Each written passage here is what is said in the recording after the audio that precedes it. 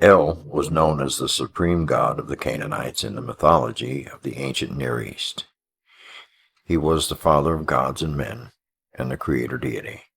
He's sometimes depicted as a bull and is known for his tremendous power and strength.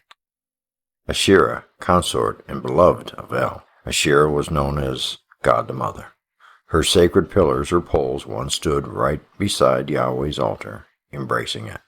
Moses and Aaron both carried one of these Asherah poles as a sacred staff of power. The children of Israel were once dramatically healed simply by gazing at the staff with serpents suspended from it. The symbol, the snakes, the staff, have become the modern universal symbol for doctors and healers. Asherah was also widely known in the Middle Eastern ancient world as the goddess of healing. Then she was removed forcibly from the Old Testament Hebrew scriptures around 400 or 500 BC. Those raised in the Judeo-Christian tradition may be surprised to learn that the god we are told was singularly sacred once had a wife. Now, how do we know this? Asherah figures prominently as the wife of El, the supreme god, in a treasure trove of cuneiform text found in the second millennium port city of Ugarit in today's northern Syria. And for perhaps hundreds of years before Abraham migrated to what would become known as Israel, Asherah was revered as Earth Mother and the fertility goddess. The Ugarit excavation of 1928 put Asherah the goddess on the map again, after having lost her place for thousands of years. But who was Asherah to the ancient Israelites? Well, she's often found paired with Yahweh, the Hebrew God. This is after it takes on all the attributes of El. Historians and archaeologists have pieced together Asherah's narrative and found large chunks of it interwoven into the artifacts from the region and in the scriptures of the Hebrew Bible itself. Evidence suggests that Asherah was observed in ancient Israel and in Judah as early as 12th century BC, to a few decades before the fall of the southern kingdom of Judah. In fact, the very notion of polytheism is inherent in the quest for Asherah. After all, Asherah's place in the Israelite pantheon should have been alongside the supreme deity. Furthermore, many artifacts representing Asherah and her cult from the region goes against the biblical prohibition against the creation of idols. At this point, it is important to make a distinction between the book religion of the ruling classes in the cities and the folk or popular religion as it was practiced in rural communities, for which most of Israelites were a part. Literacy was close to non-existent in the rural communities. Thus, the book religion, as practiced in the cities, would have little meaning in the lives of those inhabiting the outlying areas. Instead, rural communities had their own religious beliefs and using statuary and other artifacts. And by the way, the intellectual community of the metropolis produced a text which was written entirely from the perspective of the upper ruling classes. Wow, does that all sound familiar? Perhaps surprisingly, Asherah is mentioned in the early Hebrew Bible some 40 separate times, although most often it was as an object of ridicule.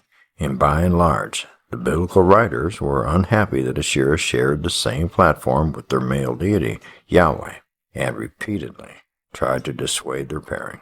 As much of the ruling elite tried to inhibit Asherah and Yahweh's marriage, their union appears solidified in an ancient blessing seen with some regularity at several excavation sites in the region.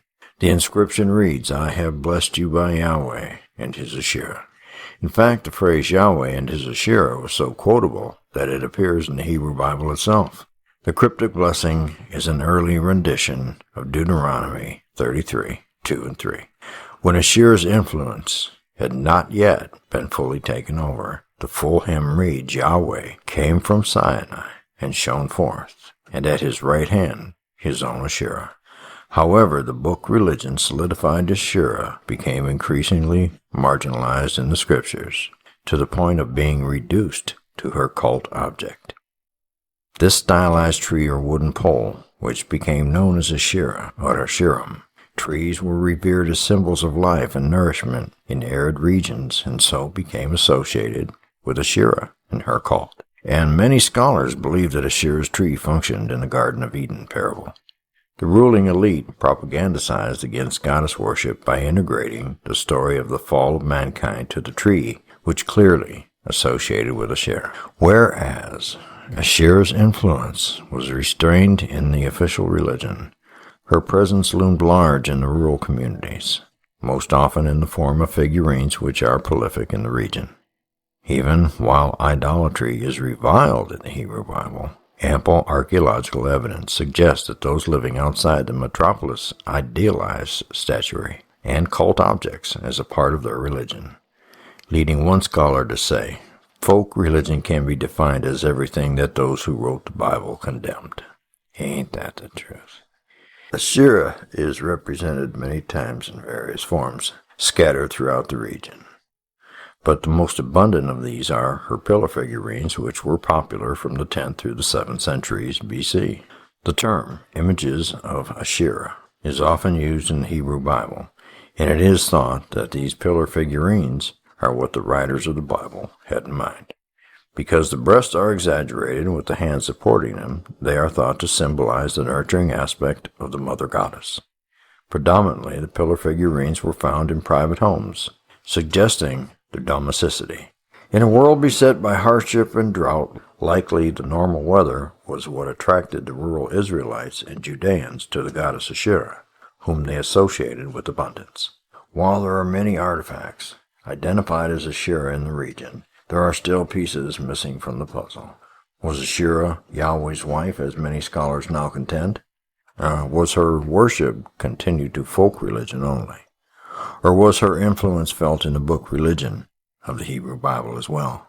Indeed, unearthing a goddess who has been buried for close to 2 millennia has its distinct disadvantages.